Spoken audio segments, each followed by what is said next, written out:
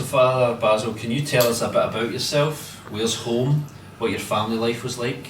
How you discerned your vocation and where your priestly life has taken you? Yes, I am from, of course, I am from the Archdiocese of Colombo itself, but it is out of Colombo, little interior, village area I am coming from. I have four brothers and sisters, like two brothers and two sisters. I am the fourth one in the family. We all five with my parents. Of course, 3 years back, I lost my father. I have only my mother at present. Actually, in 1983, I joined to the minor seminary at Borella here in Archdiocese when I was grade 8.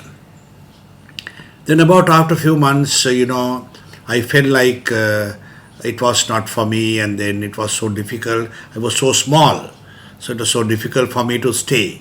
I said, no, I'm not staying. After almost like 1 year, then I went home. Then I started studying from grade 9 to my advanced level period. Then, honestly, I tell you, I completely went away about the idea of becoming a priest. Then in fact, I don't like priests, some way, something like that during that time. Then I wanted to be joined to either police or to become a lawyer. And of course, I was in the fourth in the family, so everybody was giving attention to me, my family also, and my two brothers. Of course, the elder brother was so concerned about me after my O-level examination. Of course, as a gift, he gave me a nice motorbike. That was my life, and that was my real youth time. And of course, I fallen in love also with a girl. About 4-5 years, we had a very good, healthy relationship. Then I finished my advanced level, and meantime, extra, I was studying to become a lawyer because I'm coming from a very poor, ordinary family, but my family, no one is speaking English, so I had to learn hard to go for my profession. And in the meantime, I want to be equal because the girl was loving me. Their parents are very rich, and this father was the ship captain, so standard fellows. So I wanted to be that level. I went on like that, and then after my advanced level, of course, I got a chance. In the meantime, I worked for the youth apostolate in the Archdiocese, and I was the youth president for the Archdiocesan Youth Federation. So I used to go to different parishes Saturday and Sunday while going to the school, giving talks on about the self-awareness programs, things like that, leadership, all that. Then I got a chance to go to India for the These, the separate cross meeting, and there I think I went through some meditation programs also as a young boy. Then I came down home. After 2-3 months, my mother asked me, what are you going to do now? Either you go to your brothers, because my brothers were in France that time, they have gone for jobs, and my father was running a small business to find something to my family. Then I said, either you join with father or do some job. Don't hang around at home, but because you are now a big person. That time I was probably 17 years or 18 years old. Then I looked at my mother. I was sitting on the ground. Mother was standing. I looked and I said, I want to become a priest. Then I saw my mother's face was like a moon. It was beautiful, crystalline like. Then immediately came to my mind, this is the best way to make my mother happy. Probably this is the real time of God's calling me. Then she went away. Then I went to one of our senior priests. I said, Father, I want to become a priest. Then he asked me, what happened to this girl? I was not interested about that afterwards. I said, no, I want to become a priest. I was so strong enough in the decision. Then he asked me, how about this, your bike, your house, your things, what are you going to do? I said, I have no value of it.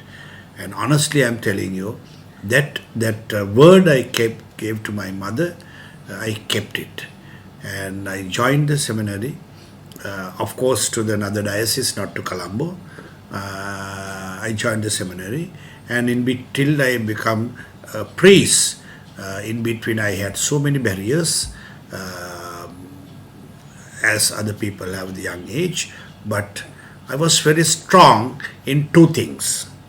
That is, one thing was my personal rosary, that is my personal prayer. I never miss daily rosary.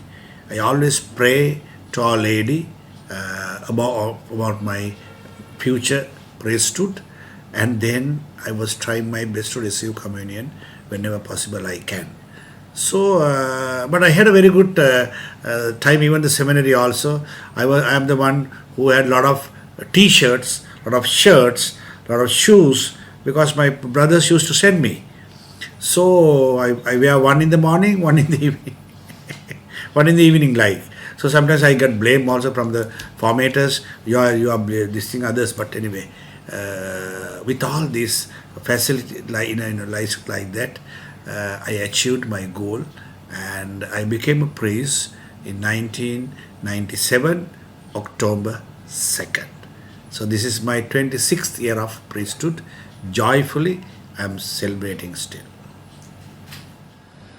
Father, this is a question that we ask of priests and religious in Scotland. What does the term vocation mean to you? Well, each and everyone born to this world have a vocation. Like a vocation to become a father, vocation to become a mother, vocation to become for a profession, all that.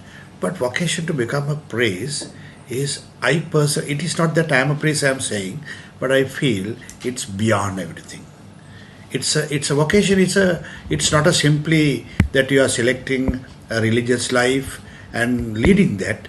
It's a sacrifice. I feel like vocation is a sacrifice, and if you can say you have a vocation if you can sacrifice yourself for the Lord. That's my point. So vocation is always a sacrifice. Father, you spoke quite honestly at times about sometimes struggling with your faith. Yeah. When you have those kind of struggles, where do you draw strength from? You mean? Where do you get inner strength to have faith again? Yeah. Now, I had a lot of difficulties, all that, but I had a big trust in Our Lady, the Blessed Mother, and I knew she will never allow me to go astray. I tell you one incident, I think, which turns me whole. Because before I just entered into the major seminary, I was in the intermediate seminary, the propedeutic seminary. I had a big problem, and believe me, everybody in my class left me alone. No one was with me. I was crying. Most of the time there was a bench, I remember, in the seminary. I go there, sit. I just remember I was crying alone. No one come to me, because there was a message. If somebody relate with Basil, they will get a kind of a punishment, like when they come to the major seminary. So everybody was afraid. We are young. Everybody was afraid the elderly people will do something for them. Okay, it's like a ragging, in the universities, something like that. So afraid of that, but I was crying, and I cried with the rosary. I always said rosary, and this is what happened. And one day, actually I was in the seminary, but I had a dream. It was a dream. Late only I knew it was a dream. I was sleeping. I was at home. Now this is what I saw. I was at home. My home is a 2-story house. I was in the second floor, and then my room, and then there was a small statue of Our Lady having the baby Jesus like this, and that was just hang next to my bed. And one friend has come to see me. Now I was talking to him, I was explaining to him my situation. You see, this is going to happen, and automatically tears came down, and I happened to look like this. Then I saw that statue. From that statue, the tears were coming down from that statue, and I said, "Kneel down, kneel down." She's crying, and suddenly I was awake. I got up and I saw I was on the bed in the seminary. Then I ran to the rector. That time I said, "Father, I had a dream like that," and he chased me to the church. He said, and then I saw that statue. Our Lady's lips were like this, and she said something. And honestly, I'm telling you, up to today, this is almost like 32, 33 years now this has happened, and still I'm asking her what she told me. I didn't get it yet. So that was so strong, very strong faith I have. Our Lady is my life. Father, is there a saint or a scripture passage that defines your vocation? No. I want to say very honestly, but the only thing I always like this, the scripture saying everything is possible with God. That I like. And then there are three words I like: whom He wanted. Like selecting of disciples, Jesus never referred to anybody of selecting his own disciples, 12 and 72 also. But same way, he called me because he wants me. So I always think whom he wanted, it's me. Whom he wanted, it's me. And then the other thing is, everything is possible with God. Because so many told me actually during my vocation and my journey towards the priesthood, they said it is not possible that you are going to become a priest. It's not possible, but it's possible with God. Okay, Father, so today we visited St Sebastian Church, which was the church that was affected by the 2019 bombings. Can you cast your mind back to that day and just give us a rundown of things as you saw them? Yeah, this 2019 April 21st, it was a remarkable day for Sri Lanka. That was the Easter Sunday celebration, and everywhere in Sri Lanka they were celebrating the Easter Sunday morning masses. So as we're celebrating, suddenly, I was also close to this particular church called St. Sebastian Church of Katuapitiya. I was just away about few kilometers. I was also in one of the parishes, the same mass, and I just started going home in my own way, this vehicle, and suddenly I got a call, and to say there was a bomb blast. So I asked where. They said it's a Katuapitiya church. Then I said, come on, are you sure? That's what we heard, the priest said.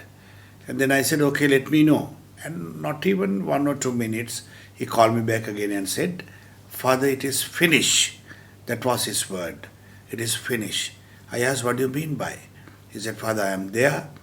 The whole roof of the church has come down, and hundreds of people have died. And it was a big shock. That was the Easter Sunday Mass during. And I was shivering. I couldn't drive my vehicle. When you hear that few kilometers away, this has happened. And I tried my best to go to my home because it was close by. And again I got a call about, we'll say, 5 to 8 minutes. Then the same priest said, Father, there's another bomb blast at Kochikade, that is Colombo, St. Anthony's Shrine. I said, what? Yes, Father, that's a second bomb. And immediately they said, for the third, fourth, fifth, going on like that. And that was a kind of a story in Sri Lanka. So by the time I reach my home and I switch on the TV, then I found that they were giving live all the blasted the churches and the 3 hotels of Colombo, like Chandrila and Cairnsbury and some other hotel. So they were blasted, like, all the restaurants were blasted. And I think almost like 40 tourists were killed with that. And in Katopiti only, in Katopiti St. Sebastian Church only, there were 273 were killed. And then, of course, my mother was telling not to move from home. But I said, no, I had to go as the man of this nature, looking after a big responsibility. So I took my driver and my boy, and we went there. And to see, believe me, I have never experienced that kind of a thing. When you go close to the church, you get the smell of the flesh of people. And that was, after the blast, all the flesh of the people have sticked to the walls of the church. And that smell you get. You can't go closer to the church. And still, everywhere you find the parts of the body, like hands, legs, everywhere. And they were covered, cannot cover because the whole church is that way. It's completely blood. Okay. And then from there, I couldn't stay there for a long time. Then I went to the hospital. One priest told me, Father, can you go to the hospital to see? I said, okay. So Nigampo Hospital I went. And everywhere you find the injured people. And I have a few experience of my own on the same day. And some when I visited some parents, will say, a mother, they say, Father, can you go and bless my child? She's also there. But that mother, she didn't know the child is dead. And I went to a father. That father said, Father, my wife is there. And can you bless her also? But that husband didn't know wife is passed away. Wife has gone. It was, and there's one incident, the only mother was remaining, and 3 children, and the husband is gone. But that time, no one knows who has gone, who has died, who is alive. It's a one just set of all bodies. And there's another story that is all among the dead bodies. Suddenly, one lady has come up and say, I am alive. Because they thought among the dead bodies, they put everybody into the same set to the mortuary, And in the mortuary, this lady shouted and said, no, I am alive, I am not dead. Because she was put to among the dead bodies. So there were so many experiences which was really hurting. And a human being in this world will never experience. So therefore this Katopiti incident is a kind of I personally feel, I don't know how you feel it, it is unhealed wound. Like, it cannot heal. It cannot heal. Now I can tell you today, myself, Gerard and Andrea from Scotland, we went to that church and there was a lady I met at the church premises. Now this is the 5th year and it happened, and she said, Father, and she started crying. I said, why? I lost my husband. I cannot come to this church. As I come, I remember him. So it is like unhealed. It's a long process. It's a long process of getting healed. So it is, you can't say, yeah, it happened, God's will, all that justifications you can give. But the real feeling of lost is for these particular people who really lost their parents, brothers, sisters, and family members. There are some families, there's one family, including the servant, all lost. And that particular house is still closed, still locked, because that family came to the church for that Easter Sunday Mass and locked the whole house because the family and the servant also came to the church. But because of this blast, including the servant, all went off, washed out like. But that house, and they are hanging around, still closed. No one to open the lock. And so, Father, tell us how the church, both in Sri Lanka and around the world, came to the aid of the people who had been affected by the bomb blast. Yeah, I want to say this very strongly. The immediate action of His Eminence Malcolm Cardinal Ranjit. Now he was an extraordinary character of this incident, and he gave his complete life for this. He said, "This is my people," because he is the Archbishop of Colombo, and this happened in the Archdiocese of Colombo. And he said, "You have killed my people, and they are mine." So it's a loss to the cardinal. This is what we felt, and from that moment up to today, this is the fourth, and we are almost getting into the fifth year.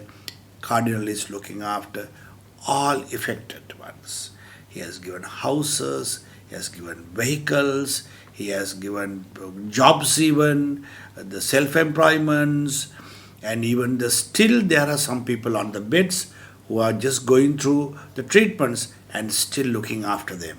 There is one incident, the Cardinal has kept one nurse for 24 hours to look after the affected one, the damaged one. Now imagine how much money he has to spend on that. So, I mean, the church has done the best. I must say the best. That is a word in my vocabulary I have. The best church has done. Affected children, we are giving scholarships. Okay. Affected families, we have given houses. Affected people who have lost their jobs, we have given jobs. The church has done the best, to the brim I say. Church has done.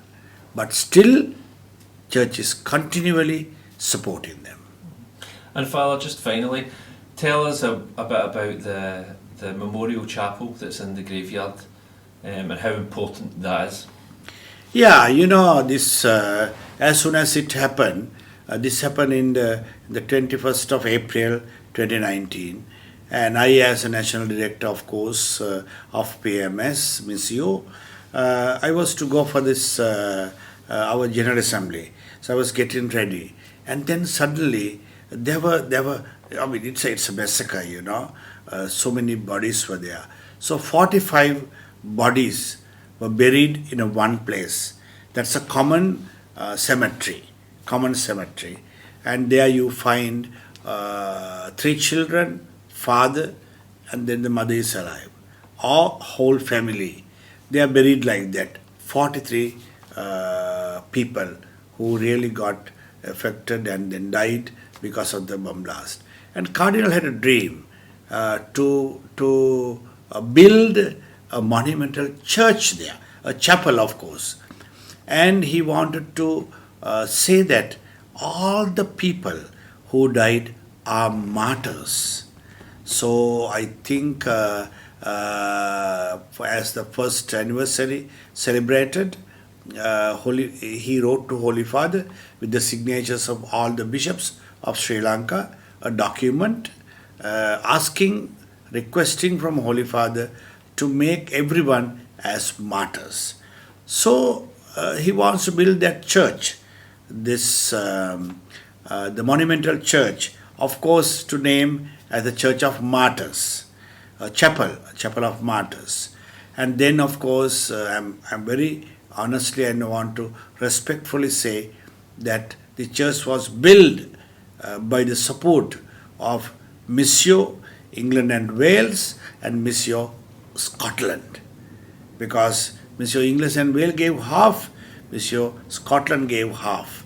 So here I take opportunity to thank Father Anthony Chantry, the National Director of Missio England and Wales, and special thanks to Father Vincent Lockhart, the National Director of Missio Scotland.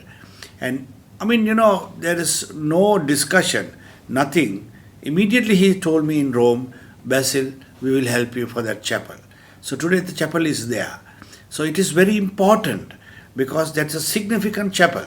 And we all pray in next year is the 5th anniversary of the bomb blast. And next year, most probably, Holy Father will announce that they are martyrs. And if he announced they are martyrs, this church was built by the support of England and Wales and Missio Scotland will be the chapel of martyrs.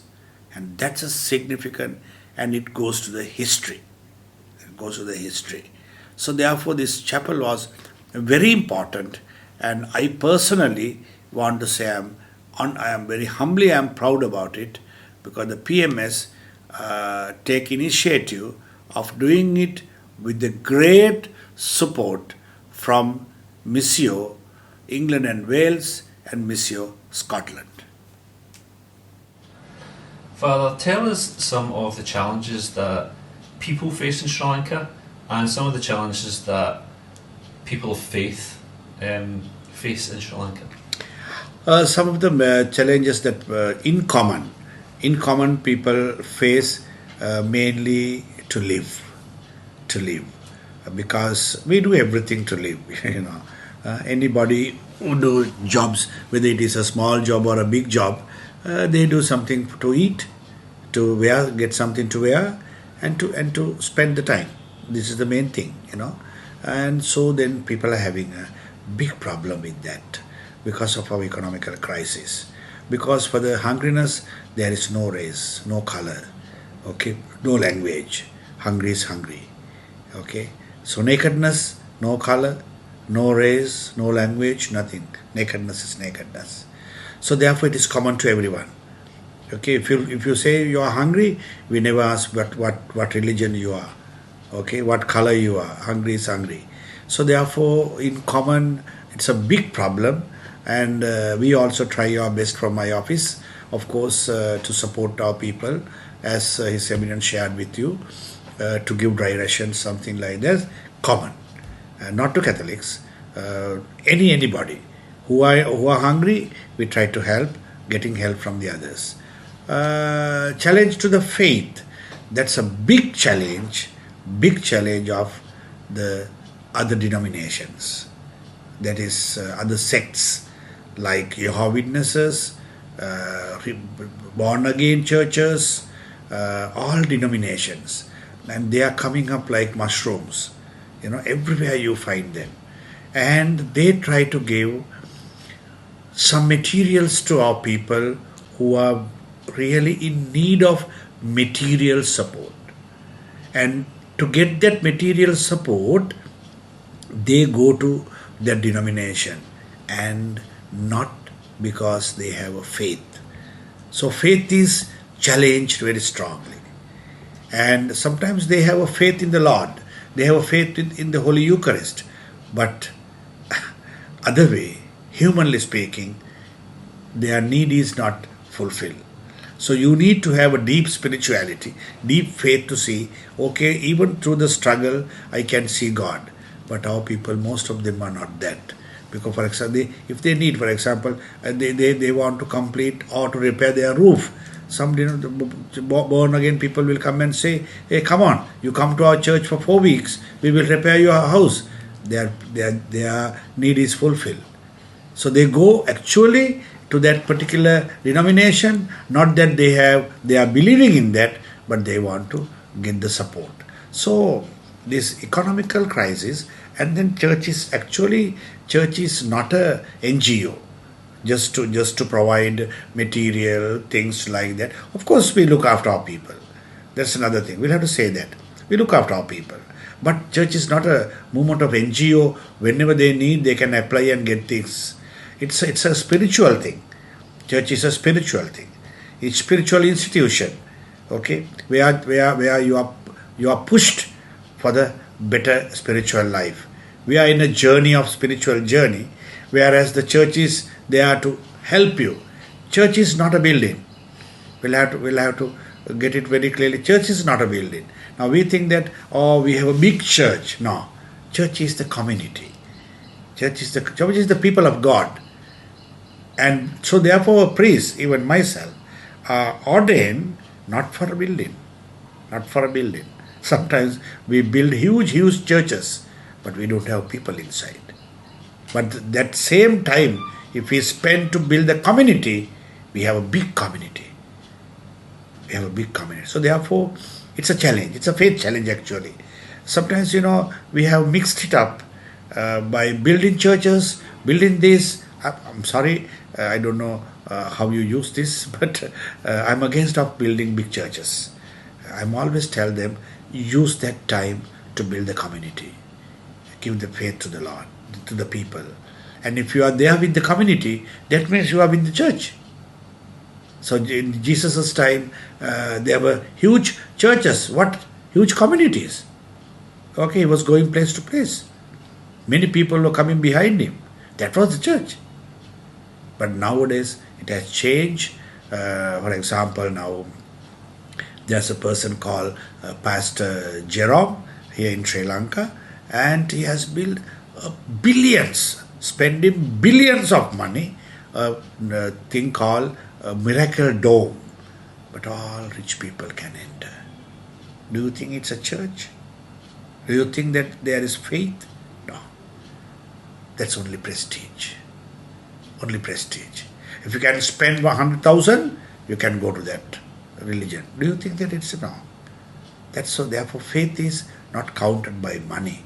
Faith is not counted by materials, but faith is counted by how you relate to the Lord, how you have a deep relationship with the Holy Eucharist. And if you have a Eucharistic life, there you find faith. So it is difficult. It is very challenging. So Father, myself and Andrea are on what we would call a mission trip. What does the term mission mean to you? Yeah, mission is it's a big word, It's a big word to define. But mission is for me, you're carrying Jesus. That's mission for me. For example, when you say I'm going for a mission visit, mission trip, or I am on mission, I'm working for mission, you're working for the Lord. Mission is for the Lord. And this Jesus had the same word, mission. Okay? And for what? What Jesus meant? He was going one place to the other and carrying the word of God practically. So in a way, if you analyze it properly, all what you are doing, Gerard and Andrea, you are coming all the way from Scotland to Sri Lanka for a mission trip. We so-called mission trip. That means you have brought the values of gospel. The values of gospel to share with others. You see, it is a kind of a sharing. Now you are very blessed, because now you are mediating for that particular mission. You come to Sri Lanka, you try to find people who need support, and you go back and you mediate that with your people, and people will give it to you, you again give it to us. So you are mediating the true mission of Jesus. So I always find mission is you are carrying and doing what entrusted to you personally as a baptized person to go and do. That's what they said, go and baptized in the name of Father, Son and the Spirit. Okay? And tell the kingdom of God is at hand. That is the mission. So Father, you're obviously the National Director of the PMS here in Sri Lanka. Do you have any standout memories from your time so far as the National Director? Oh yes, my memory, of course, always I remember when I came very first here in 2016, January 29th. I came here, I was completely blank. I didn't know what to do. Because there are two reasons to that. One thing, I am not from the Archdiocese of Colombo. I am coming from a very missionary diocese. and before me, all three, including the present cardinal, are from Colombo, and they have all the facilities. They around them all from here are for Colombo, so they have their friends, all that. But I had to start from zero. But from the day that I came here, start miracles happening. The reason is I never stop praying. And I always think, even now, this is my 7th year, even now I think I am not capable. I am not capable of doing this, but He makes me capable. So therefore, I always feel like being a national director, I mean, who am I? Who am I? I am nothing. Sometimes when I go to other countries, when I speak something and they say, Father, well done, very good, good ideas. I don't know where it came from. I can't do it again now. What I shared with Jerry just before, after for 5 minutes, now I can't say it again. And that's my experience of the Holy Spirit. Okay, Father, just for the people in Scotland, can you explain the projects that Missio Scotland have chosen to support and the impact that they will have on the different communities? If I go one by one, at present what we are aiming for from the Scotland, with the Scotland Missio to PMS Sri Lanka. The first one, I think, about Sunday school hall for the children, because we'll have to look after children very well and give them a very good formation. This is the important thing because of the current situation of our country. The situation is very bad. You know, I don't like to share this thing, but I had to say this, then you will understand. Most of our children are abused these days, because sometimes these abuses are taking place by elderly people abusing the small children, and it's a psychological problem of both sides. You know, majority mainly for the elderly person. Okay, because the children have left at home and parents have gone for the jobs, for especially to abroad and the countries, especially the parents, the mother has gone. And when mother goes home abroad to work, to earn some money for the family, father get into drugs because father is alone and the children are not safe. So therefore, the church have a big responsibility, especially PMS Sri Lanka. I have started so many practical programs also, just to educate our children, just to safeguard our children, and to give them a good, proper formation of life. This is anybody need in the world, formation of life. So we are elderly, we can't do that, but then we have to give to the children. So this very important project of supporting to complete or to finish this building is a very great thing, because this area is a very missionary area, and even this particular church, when after building this building, the priest, whoever may be there, priests are not there permanently, so therefore whoever there, he can call all the other children outside, even for far living, and then have some formation programs, day-to-day activities, Sunday school, some classes for them, because they are poor, they cannot go for tuitions, but then priests can organize, get some teacher from the same village to teach them without charging, maybe little English, little mathematics, little language, something like that. It can be multi-purpose, the hall and a place for the children. So impact is very high. Because, for example, giving formation under a tree and giving formation in a house is two things. Okay, we can say, why can't you give under a tree? Yes, but it's not practical.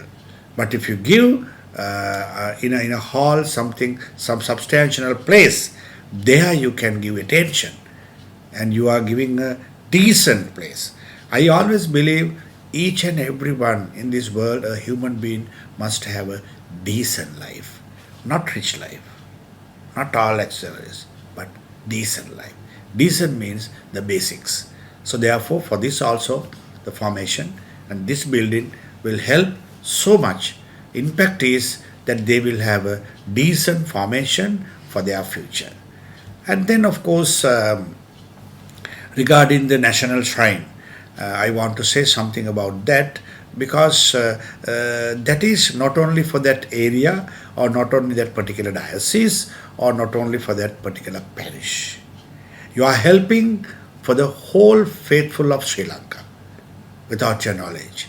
Because when you build that, that is the first saint of Sri Lanka who really safeguarded the faith of our people.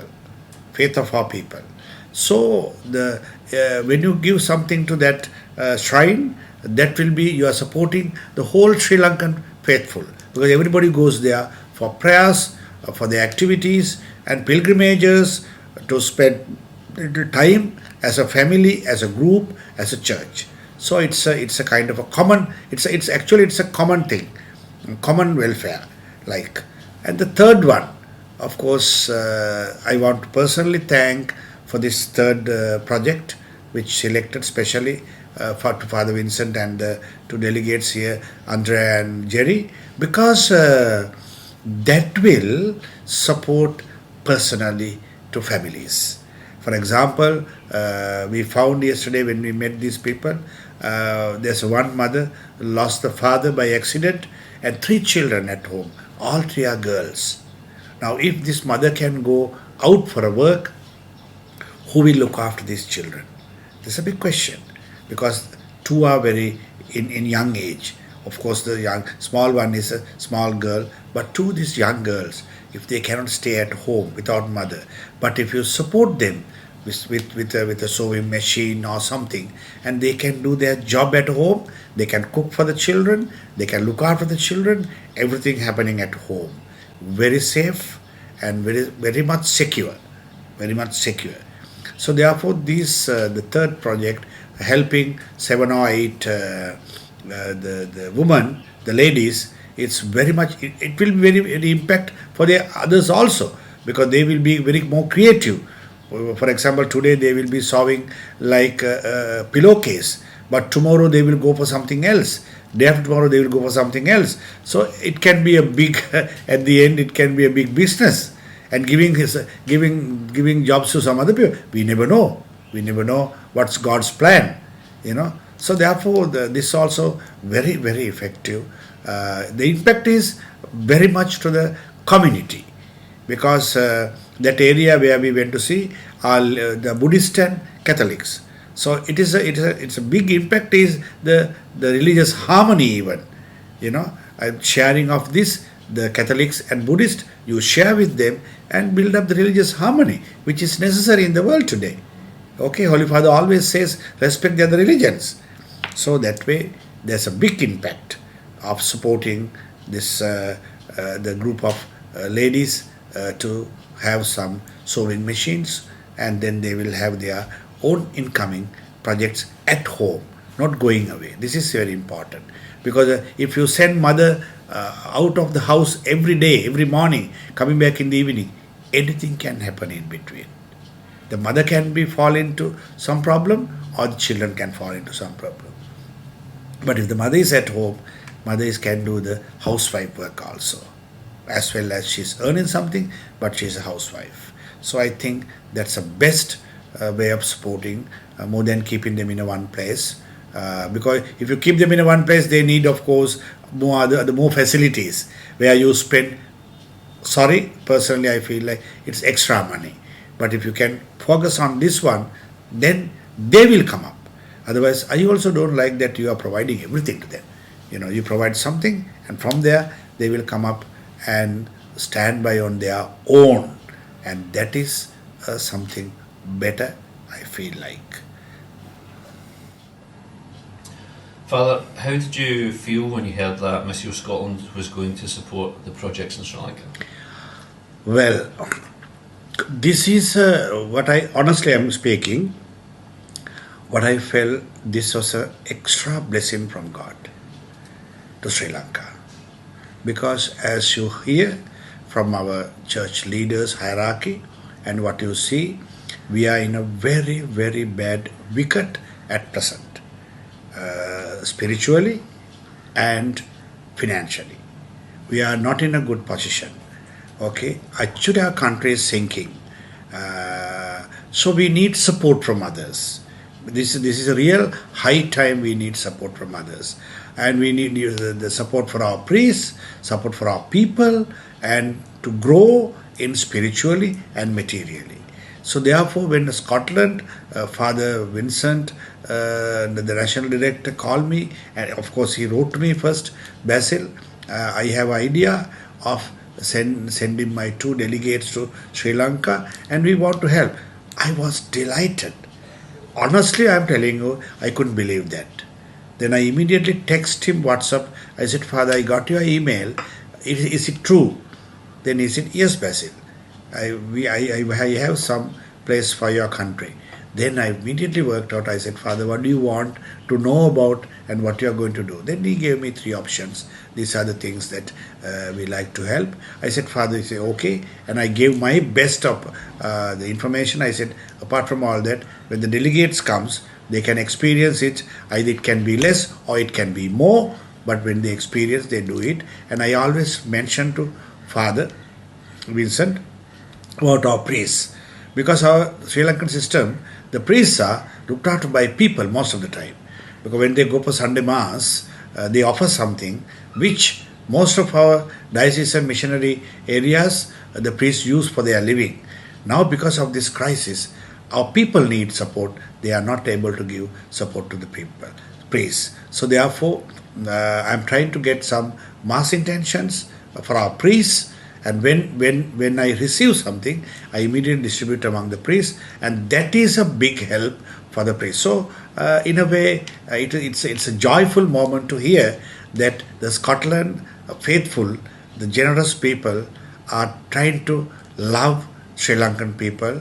Of course, it is not exactly you collect some money and then you send us here. It is the deep relationship that we are going to have heart to heart. That you are going to give your heart to us, and in return we love to give you something, and be assured that's our prayers for you. That's our prayers for you. Father, finally, what message would you give to Scottish Catholics who support Missio Scotland? Yes, my dear friends in Scotland. First of all, I want to say thank you very much. It is not simply traditional way of thanking you. That is honestly I am telling you from my heart. Because God has created this world in different way. You are in Scotland, I am in Sri Lanka. But we are one. In human family, we are one wherever we are. So thank you for your generosity. Your very generous concern for our people here in Sri Lanka to keep up our faith by supporting materially. Okay. So therefore, it's a blessing to Sri Lanka. Whatever you give, it doesn't count with the amount, but it counts with your generous heart. Whatever. Okay. So therefore, I want to say thank you, and only thing I want to say, be assured that you are also getting triple, fourble what you are giving us. That is our prayers. And we pray for you. Daily we remember you. Not that you are giving something to us, but for the concern that you have for our people, for our church in Sri Lanka. So therefore be assured of our daily prayers for Father Vincent, the National Director of Missio Scotland, and his team at the office, and all of you in Scotland, because you are remembered as we remembered our brothers and sisters in another country who are concerned of ourselves.